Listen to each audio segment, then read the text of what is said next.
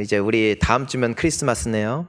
그래서 이제 대림절입니다. 예수님이 오시는 주님의 임재를 기대하고 기다리며 지키는 절기를 우리는 지내고 있습니다. 그래서 우리는 특별히 예수님 때문에 우리가 받게 된 복을 지난 몇 주에 이어서 계속해서 나누고 있어요. 우리가 처음에는 예수님 때문에 우리에게 정죄함이 없다는 것입니다.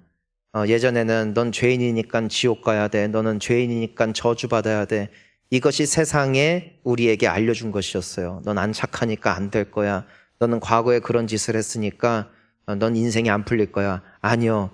예수님이 저주를 끊으셨습니다. 예수님이 우리를 모든 저주에서 속량하셨다는 것이에요. 그러니까 우리에게는 하나님의 축복의 약속이 있다.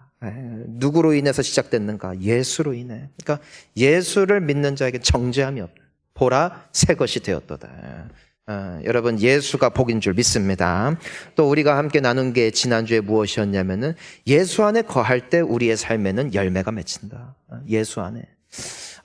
나는 가지고 예수님은 포도나무라. 어떻게 가지가 혼자 열매를 맺을 수 있겠냐는 것이에요. 예수 안에 거하는 인생은 변화되고 새로운 사람이 되고 갈수록 복된 인생이 되는 줄 믿으시기를 바랍니다. 그러니까 예수가 복이에요. 예수가 복. 자, 따라합니다. 예수가 복입니다. 예수가 복이에요. 자, 오늘은 우리가 함께 나눌 말씀이 예수로 인해 다 잘 된다는. 예수로 인해. 자, 따라하겠습니다. 예수로 인해 다 잘 됩니다. 아멘. 여러분, 이것은 그냥 덕담이 아니, 덕담이. 다 잘 될 거예요. 잘 될 거예요. 괜찮을 거예요. 이건 덕담이에요. 이건 덕담이 아니에요. 이거는 약속이에요, 약속. 자, 우리 요한복음 1장 12절을 먼저 함께 읽습니다. 시작. 영접하는 자, 곧 그 이름을 믿는 자들에게는 하나님의 자녀가 되는 권세를 주셨으니. 자, 그분의 이름을 믿는 자, 예수님을 영접한 자들은 누구다? 하나님의 자녀다. 자, 우리 따라할까요? 나는 하나님의 새끼입니다. 하나님은 나의 아버지십니다. 그러니 하나님은 나를 책임지십니다. 아멘. 여러분, 절대 걱정 마세요. 걱정 마세요. 아무리 일진들이 설쳐도 부모 뜨면 끝이야. 그렇죠? 아무리 학교에서 괴롭혀도 엄마 아빠가 뜨면 애들은 피한다고요. 아무리 원수 마귀가 나를 무너뜨리려 한다 할지라도 우리 아버지가 누구다? 하나님이다. 혼자 있으면 당해요. 아빠를 부르라고. 그러니까 우리가 항상 기도하고 깨어 있어야 된다는 것이 하나님, 아버지 나를 도와주세요. 하나님이 우리를 도우신다는 것이 자녀의 권세죠, 권세. 권세예요. 그리고 자녀의 특권이 뭐예요? 유산을 상속받아요. 유산을. 하나님이 쌓아두신 복이 있어요. 그것을 누가 상속받아요? 다 받는 게 아니에요. 자녀가 받는 거예요, 자녀. 여러분, 여러분을 위하여 예비한 축복이 있어요. 그 사실을 믿고 주님께 소망 두는 우리가 될 수 있기를 바랍니다. 자, 우리 성경은 또 이렇게 약속해요. 너희들이 예수를 영접했고 믿었지만 너희가 시작한 게 아니다. 하나님의 말씀이에요. 내가 시작했다. 자, 그래서 우리 요한복음 1장 13절에 뭐라고 되어 있어요? 이는 혈통으로나 육정으로나 사람의 뜻으로 나지 아니하고 오직 하나님께로부터 난 자들이니라. 그러니까 여러분들의 마음에 예수를 영접했고 예수를 믿는 믿음이 있다면은 그것은 곧 무슨 뜻이다? 하나님께로부터 난 자들이다. 하나님이 시작하셨다. 그래서 에베소서 2장 8절을 보니까 뭐라고 기록되어 있습니까? 너희는 그 은혜에 의하여 믿음으로 말미암아 구원을 받았으니 이것은 너희에게서 난 것이 아니요 뭐요? 하나님의 선물이라. 그러니까 믿음은 누구의 선물? 하나님의 선물. 그러니까 내가 믿어져. 하나님이. 내가 예수님이 믿어진다고. 본 적 없어요. 본 적 없다고요. 근데 믿어지는 게 어떻게? 그 믿음이 하나님의 선물이라. 그러니까 하나님이 여러분들을 택하셨고 여러분들이 하나님의 자녀가 된 것은 하나님이 먼저 여러분들을 붙잡으셨다. 그리고 그 결과 우리는 믿게 되었고 믿음으로 말미암아 의롭게 됨으로 하나님의 자녀가 된 축복이 되었다라는 것이에요. 자, 그런데 누군가는 이렇게 물어볼 수 있어요. 너 정말 예수 믿냐? 여러분 진짜 예수님 믿으세요? 근데 아멘이 될 때도 있고 교회에서는 무조건 아멘이 나와. 그런데 일상을 살아가면 진짜 예수 믿어 하면 안 믿어질 때가 많아요. 인생이 참 보통 일이 아니거든요. 아니 하나님을 믿으나 안 믿으나 똑같은 것 같고 기도를 하나 바뀌는 건 하나도 없는 것 같고. 그러면은 내가 믿는지 안 믿는지 헷갈릴 때도 있어요. 자, 그렇다면은 우리가 지난주에 함께 배운 것처럼 믿는 자에게는 열매가 맺힌대요. 인생이 바뀐다는 거예요. 근데 내가 예수님 처음 믿었을 때는 바뀌는 것 같은데 시간이 지나면서 자세히 나를 보니까 아니 그냥 똑같은 것 같은 거예요. 욕심도 많고 두려움도 많고 걱정도 많고 남욕도 참 잘하고 그러면서 내가 진짜 예수님이 내 안에 계시다면 내가 이렇게 살아도 되나? 하면서 두려워해요. 그래서 정말 당신 천국 갈 거 확신합니까? 그러면은 그때부터 말문이 턱 막히는 거예요. 왜? 내가 날 알아. 남들이 설령 칭찬한다 할지라도 하나님과 나는 내 속을 알잖아요. 그러니까 내 마음의 중심이 이게 가식인지 진심인지 하나님도 아시지만 나도 안단 말이에요. 그러니까 내가 예배를 드리러 왔고 기도도 하고 예배도 하고 또 우리가 찬양도 하지만 이게 가식인지 진심인지 누구는 아세요? 하나님도 알고 누구도 알아요. 나도 아는 거예요. 그러니까 헷갈리는 거예요. 야, 진짜 믿나? 믿는데 이렇게 살아도 되나? 여러분들에게 다시 한번 묻습니다. 여러분 100% 천국 가십니까? 100% 가자? 그럼에도 간대. 참 교회 오래 다니면 뻔뻔해지는 거예요. 자, 그런데 증거가 뭐냐? 증거가 있어야 될 거 아니에요. 증거. 오늘 28절 말씀을 보니까 그 증거가 명확히 나와요. 증거. 하나님의 뜻대로 부르심을 입은 자들에게는 어떤 증거가 나타나냐? 자, 우리 28절 함께 읽습니다. 우리가 알거니와 하나님을 사랑하는 자 곧 그의 뜻대로 부르심을 입은 자들에게는 모든 것이 합력하여 선을 이루느니라. 아멘. 여기서 뭐라고 되어 있냐면은 그의 뜻대로 부르심을 입은 하나님의 자녀들에게는 한 가지 일관적인 특징이 있어요. 그게 뭐냐? 하나님을 사랑해. 그러니까 그 인생이 잘 살든 못 살든 남들보다 양심적인 건 좀 비양심적인 건 남들보다 더 열심히 살건 덜 열심히 살던 간에 모든 하나님의 자녀들에게 생겨나는 한 가지 구원받은 자의 본능이 뭐냐면은 내가 하나님을 사랑한다는 거예요. 여러분 하나님 사랑하세요? 네, 사랑하시니까 오신 줄 믿습니다. 이 눈보라 헤치고 왜 와? 하나님을 사랑하니까. 그러니까 이상하게 하나님이 믿어지고 하나님을 사랑하고 내가 물론 매번 그러지 못하지만 하나님의 의식이 되어지고 이것이 곧 하나님의 자녀가 되었다는 결정적인 증거임을 우리에게 말씀하고 계시는 거예요. 그러니까 내가 좀 남들보다 부족하고 내가 비록 구원받았다, 내가 하나님을 믿는다라고 자신 있게 말하기에는 부끄러운 모습들이 내 삶에 있다 할지라도 여전히 나의 입술 가운데 주님 내가 당신을 사랑합니다 고백이 남아있다면 여러분은 하나님의 자녀임을 믿으시기를 바랍니다. 그래서 베드로 역시도 그가 예수님 뒤통수 치고 정말 너무나 수치스럽고 부끄러워서 다시 옛 직업으로 도망갔을 때 예수님이 그를 찾아오시죠. 그리고 세 가지 물어보세요. 뭐만 물어보세요? 요한의 아들 시몬아, 네가 다른 사람보다 나를 더 사랑하느냐? 사랑하느냐? 사랑하느냐? 주님은 한 가지만 물으신다고요. 그때마다 베드로는 뭐라고요? 네, 제가 당신을 사랑합니다. 사랑하는 줄 주님이 아십니다. 네, 맞아요. 내가 사랑해도 여전히 칠칠 맞고 여전히 성질이 더럽고 여전히 당신을 뒤통수 칠 수밖에 없는 약함이 나에게 있지만 그럼에도 난 당신을 사랑합니다 고백이 있을 때 주님은 그에게 내 양을 먹이라. 사명을 맡기시는 너는 나의 것이다. 사랑하는 성도님 여러분, 그러니 정죄하지 마시고 낙심하지 마시고 여전히 여러분들의 입술 속에 마음속에 남아있는 그 고백으로 말미암아 주님 앞에 감사할 수 있는 하나님의 복된 자녀로서 살아가시기를 주의 이름으로 축원합니다. 자, 그래서 하나님은 하나님의 자녀들을 어떻게 하신다? 책임지신다. 그리고 기르신다. 그리하여 어떻게 일하시는 거예요? 모든 것이 합력하여 뭐를 이루어요?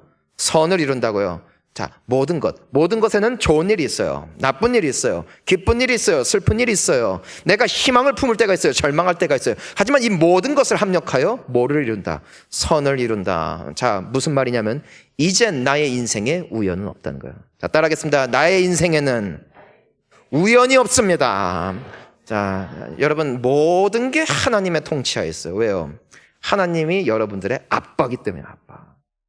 고아가 아니라 이젠 자녀라니까요. 자녀. 그런데 이 모든 것을 하나님이 협력하여 선을 이루신다. 자, 먼저 우리가 이 선이 뭐냐 이거 선. 그러니까 이 선이라는 것이 단순히 부유해진다, 잘 산다, 건강해진다가 만약에 선이라면은 여기 분명하게 말했을 거라고요. 모든 것이 합력하여 결국 부자가 될 것입니다. 결국 명예를 이룰 것입니다. 결국에는 인정받을 것입니다. 결국에는 출세할 것입니다. 그렇게 쓰지 않고 모든 것을 합력하여 선을 이루신대요. 자, 선을 이룬다는 것이 무슨 뜻일까? 자, 두 가지 의미를 함께 살펴봅시다. 첫 번째, 하나님의 뜻이 내 삶에 이루어지는 거예요. 이게 선입니다. 자, 보세요. 어느 사람이 예수님을 이렇게 불러요. 선한 선생이요. 자, 따라해볼까요? 선한 선생이요. 예, 선한 선생님. 왜냐면은 예수님은 누가 봐도 너무나 의롭고 정결하고 깨끗해. 그러니까 선하신 선생님 하고 불렀어요. 근데 예수님이 그 사람의 그 호칭을 달갑게 여기지 않으세요. 혼내세요, 오히려. 왜 네가 나를 선하다 하느냐. 선하신 이는 오직 한 분뿐이시니 하늘에 계신 하나님이시다. 선한 거예요. 여러분, 우리가 가끔 선한 뜻을 품잖아요. 선한 뜻. 하지만 내가 아무리 선한 뜻을 품는다 할지라도 나는 선한 사람이 아니에요. 선하신 이는 오직 하나님이시라고요. 우리가 여러 가지 계획들을 세우고 그때는 최선의 선택이었지만 나중에 돌이켜보면 영 아닌 일들이 너무나 많습니다. 나는 아무에게도 상처 주기를 싫어서 내가 할 수 있는 최고의 결단을 한 것이지만 의도와는 무관하게 누군가는 또 상처를 받더라고. 내가 누군가에게 배려하는 말을 했는데 누군가는 듣고 격려를 받기도 하지만 누군가는 듣고 깊은 낙심에 빠지기도 하는 것. 이것이 사람의 한계 같아요. 결국 선을 이룬다는 것은 나의 뜻이 이루어지는 것이 아니라 뜻이 하늘에서 이루어진 것 같이 땅에서도 이루어지는 것. 이것이 선이 이루어지는 것이라고요. 그러니까 나의 삶에 이제는 하나님의 자녀로서 내 인생을 통치하고 다스리시고 인도하시는 이가 하나님이신데 그분은 그 모든 과정들을 통하여 우리의 삶 가운데 하나님의 뜻을 이루시는 분이시다. 이것이 선을 이루신다라는 의미입니다. 자, 그렇다면 그 선한 뜻은 구체적으로 뭐냐?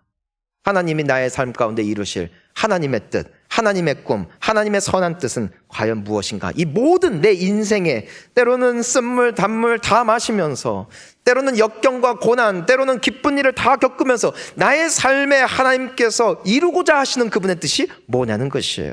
자, 그게 오늘 우리 본문 29절에 나와 있습니다. 네, 함께 읽어보겠습니다. 하나님이 미리 아신 자들을 또한 그 아들의 형상을 본받게 하기 위하여 정하셨으니 이는 그로 많은 형제 중에서 맏아들이 되게 하려 하심이니라. 아멘. 여기 하나님의 선하신 뜻이 정확히 나와 있어요. 그게 뭐냐면은 그 아들의 형상을 본받게 하는 거예요. 무슨 뜻이냐? 예수를 닮게 하는 게 하나님의 뜻입니다. 누가요? 하나님의 자녀들이. 여러분, 우리가 이렇게 좀 사회생활 해보니까 보통 그런 말 하죠. 싹수가 노랗다 하는 사람이 있고, 야, 떡잎부터 알아본다 하는 말도 해요. 단순히 뭐 IQ가 높고 돈이 많고 이런 걸로 사람을 판단하지 않아요. 그 사람의 말하는 말투, 인사하는 태도, 그 여러 가지 모습을 통해서 얘는 어떤 애구나, 이 사람은 어떤 사람이구나 라는 것이 어느 정도 가려지잖아요. 그래서 사회생활을 잘하기 위해서는 물론 우리가 공부도 열심히 해야 되겠고 실력도 갖춰야겠지만 함께 어우러질 수 있는 사회성이 너무나 중요한 것이고 더불어 사는 삶이기 때문에 또 그것에 대한 예의가 중요합니다. 그래서 우리가 자녀를 기를 때 물론 아이들에게 용돈도 주고 먹을 것도 주고 모든 것들을 제공해 주지만 또한 우리가 반드시 아이들에게 시켜주는 교육이 뭐예요? 예의 범절 아니겠어요? 어른들 보면 인사해라. 밥 먹었으면 잘 먹었다고 인사해라. 기본적인 사회성을 길러줍니다. 왜 그렇습니까? 이 아이가 아무리 똑똑하고 잘났다 할지라도 사람들에게 지탄받고 손가락질 받는 인생을 살기를 원치 않기 때문이에요. 그리고 아이가 설령 좀 부족해도 격려해 주죠. 아니야, 너 다른 거 잘할 수 있어 하면서 위로해 줍니다. 왜냐면은 어떤 사회에서 보는 것처럼 어떤 실력이 이 아이가 가지고 있는 어떤 그 능력이 이 아이의 어떤 그런 자존감을 낮춰버리는 도구가 되지 않게 하기 위해서 우리는 또 격려하고 축복해 주는 그 부모로서의 역할을 감당을 하게 됩니다. 결국 자녀를 잘 기르고자 하는 꿈이 우리 모든 부모들에게 있다는 것이에요. 그것은 단순히 돈을 많이 준다가 아니라 잘 살고 행복하기를 바라는 마음이 우리에게 있다는 것이죠. 여러분, 하나님의 마음이 이와 같다는 것이에요. 하나님은 단순히 우리가 자녀가 되었다는 호칭으로 만족하는 분이 아니라 넌 이제 내 새끼야, 그러니까 마음대로 살아가 아니라 너는 내 새끼니까 내가 너를 키울 거야. 내가 너를 복받을 만한 인생으로 만들 거야. 내가 너를 하여금 하나님의 자녀라 불림에 전혀 부끄럽지 않을 만한 아름다운 인생으로 너를 성화시킬 것인데 이젠 내가 너를 이끌 것이다. 이것이 하나님의 약속입니다. 근데 하나님의 꿈은 뭐라고요? 우리가 하나님의 자녀다운 아름다운 모습으로 변화되는 것이에요. 세상을 닮고 어둠을 닮은 모습, 과거에는 폭력과 비난과 저주에 휩싸였던 나의 인생, 이젠 나의 양녀로 삼으셨기 때문에 나로 하여금 저 사람은 예수님을 닮은 사람, 예수님의 성품을 닮은 사람, 아름다운 인생으로 이끄시는 우리의 아버지, 그분이 바로 하나님이시라는 것이에요. 그래서 우리가 30절 말씀을 보니까 뭐라고 기록이 되어 있어요?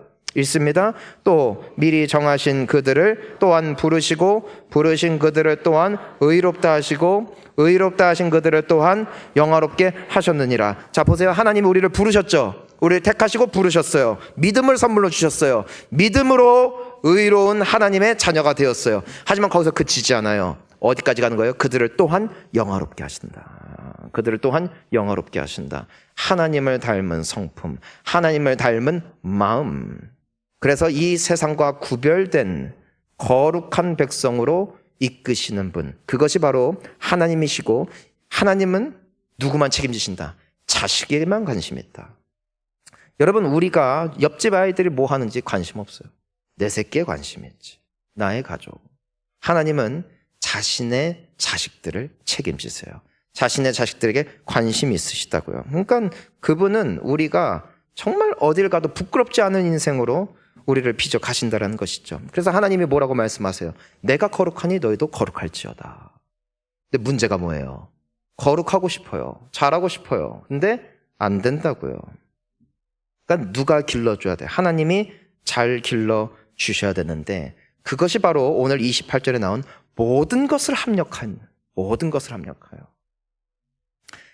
때로는 잔잔한 풍랑으로, 때로는 거센 풍랑으로, 때로는 태풍으로 하나님은 시기적절하게 우리의 인생 가운데 간섭하신다고요. 여러분, 태풍은 복입니까? 저주입니까? 태풍. 흔히 사람들은 자연재해라고 말해요. 근데 태풍이 늘 나쁜 거냐? 그 또한 아니더라는 것입니다. 여러분, 우리 바다가 파도 없이 바람 없이 잔잔한 바다, 어찌 보면 선원들이 가장 기다릴 수 있는 그런 바다인지도 모르겠어요. 그런데 바다에 바람이 제대로 불지 않고 그 바다가 잘 이렇게 순환되지 않으면은 어떤 현상이 나타나냐? 이제 적조 현상이 나타나요. 적조 현상. 예, 플랑크톤이나 이런 온갖 미생물들이 다 들끓어서 그것이 그 해양 생물과 그 해양 생태계에 치명적인 영향을 끼친다고요. 여러분, 보니까 사람이 정복하지 못하는 두 가지가 있는 것 같아요. 하나는 생명이고요. 두 번째는 자연이에요. 자연 앞에 인간은 참 약합니다. 이 적조 현상, 그 엄청난 양의 바닷물을 정화시킬 수 있는 기술이 없어요, 사람에게는. 그런데 이와 같은 현상이 순식간에 사라지고, 그리고 깨끗해지는 하나의 방법이 있어, 하나. 그게 뭘까? 태풍이 부는 거예요. 태풍이 불면은 바닷속 깊은 곳에서부터 이 모든 것이 다 뒤집어져 버리거든. 그러니까 그 모든 악성 그 적조 현상을 띠던 것들이 다 뒤집어지고 다 흩어지고, 그래서 태풍이 한번 요란하게 휩쓸고 지나가면은 바다가 깨끗해져. 여러분, 어쩌면 우리는 우리의 인생이 평안하기를 원해요. 아무 일도 없고 늘 행복하고 하는 일마다 잘 되고. 근데 제가 발견한 게 뭐냐면은 인생에 위기가 없잖아요. 평안하잖아요. 그럼 영혼의 때가 껴요. 여러분, 자연을 지배 못해요. 생명을 지배 못해요. 근데 한 가지가 더 있어요. 영혼을 지배 못한다고요. 마음은 원이로되 육신이 약하다니까요. 하나님께 잘하고 싶어요. 자녀답게 살고 싶어요. 거룩하고 싶어요. 되냐고. 영혼의 때가 끼는 거예요. 어느샌가 욕심이 덕지덕지 붙어있고, 하나님을 사랑해야 됨을 알죠. 예배해야 됨을 알죠. 하나님을 경외해야 됨을 알죠. 그런데 인생이 너무나 평안하니까 내 마음이 어느샌가 너무나 높아져 있는 거예요. 이걸 누가 알까? 이것을 누가 바꿀 수 있을까? 때문에 하나님께서는 때때로 시기적절한 태풍을 인생에 보내주십니다. 다 뒤집혀요. 나의 꿈, 잘못된 소망, 내 속에 있던 모든 자만심, 모든 욕심 다 뒤집어져요. 원치 않죠. 다 뒤집히잖아요. 그럼 사람이 깨끗해져요. 정화되고 하나님 앞에 겸손해지고.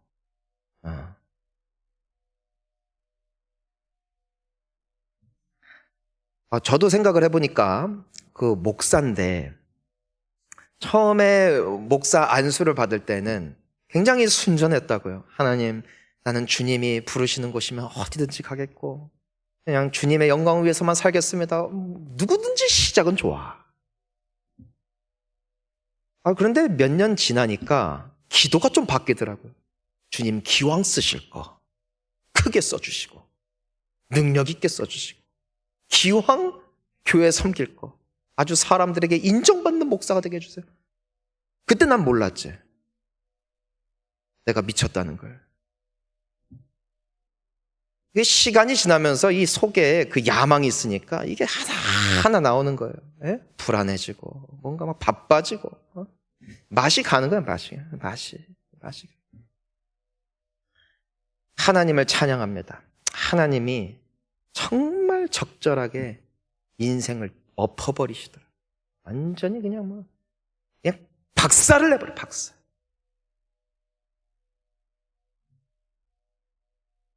미국에 있기 원했지만 다 박살. 한국. 그래서 서울에 있으니까 수도권에 있어. 수도권에 다 깨져. 서산 왔어.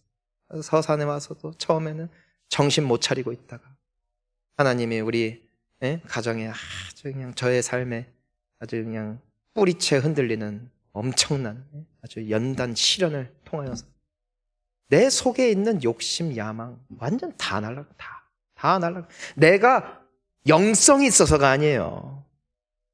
태풍이 나를 바꾼 거예요.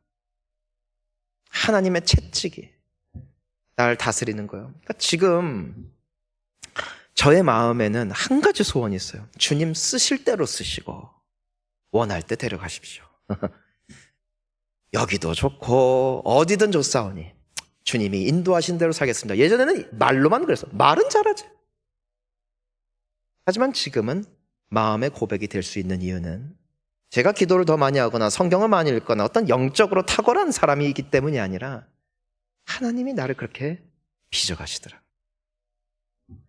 여러분 생각해보면은 우리 많이 순해졌어요. 그쵸? 뒤지게 맞았죠? 원래 마음의 소원은 있었지만 참 교만했죠? 근데 죽살나게 고생했죠? 떼굴떼굴 굴렀죠? 너무 순하죠? 눈보라가 치면 예전엔 교회 안 왔어요. 이제는 처음 맞아봤으니까. 예전에는 기도하고 싶을 때만 했어요. 이제는 그냥 해. 왜? 죽도록 맞아봤으니까. 근데 여러분, 그게 저주입니까? 아니요. 하나님의 선하신 뜻이 이루어지는 겁니다. 여러분, 우린 좀 더 겸손해졌어요. 말도 조심히 하고. 예전에는 쉽게 누군가를 정죄했는데 이젠 정죄도 못해. 왜냐면 내가 얼마나 쓰레기인지를 포기하셨어요. 그러면 이것이 실패한 인생일까요? 아니요. 나로 하여금 그리스도의 형상을 담기 원하시는 아버지의 뜻이 이루어지는 모든 것이 합력하여 선을 이루시는 주님의 그 돌보심 아래 우리는 서 있다라는 것이죠. 그래서 히브리서 12장 7절과 8절에 이렇게 기록되어 있잖아요. 우리 함께 읽어볼까요? 너희가 참음은 징계를 받기 위함이라. 하나님의 아들과 같이 너희를 대우하시나니 어찌 아버지가 징계하지 않는 아들이 있으리요. 징계는 다 받는 것이거늘 너희에게 없으면 사생자요 친아들이 아니니라. 아멘. 저는 너무 하나님께 감사해요. 때에 따라 연단하시는 주님. 여러분, 그러니까 연단 받을 때 연단 치워달라고 기도하지 마시고 연단 잘 받아 주님이 꿈꾸시는 모습으로 잘 빚어지게 해달라고 기도할 줄 아는 믿음의 백성들 되시기를 주의 이름으로 축원합니다. 이건 연단이죠. 연단. 나를 만드시는 거라고요. 하나님은 참 시기적절해요. 과유불급이라고 했죠. 너무 과해도 안 되고 너무 적어도 안 돼요. 근데 나를 나보다 더 잘하시는 이가 나의 아버지 하나님이시라고. 그래서 고린도전서 10장 13절에 뭐라고 기록되어 있어요?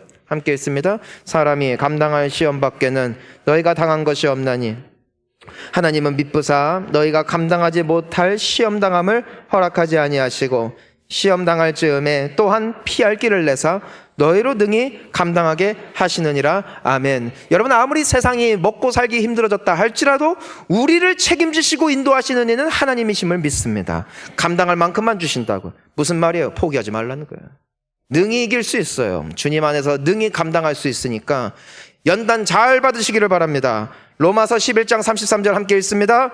깊도다 하나님의 지혜와 지식의 풍성함이요 그의 판단은 헤아리지 못할 것이며 그의 길은 찾지 못할 것이로다. 아멘. 바둑을 둘 때 초보는 한 수 두 수 앞을 봐요.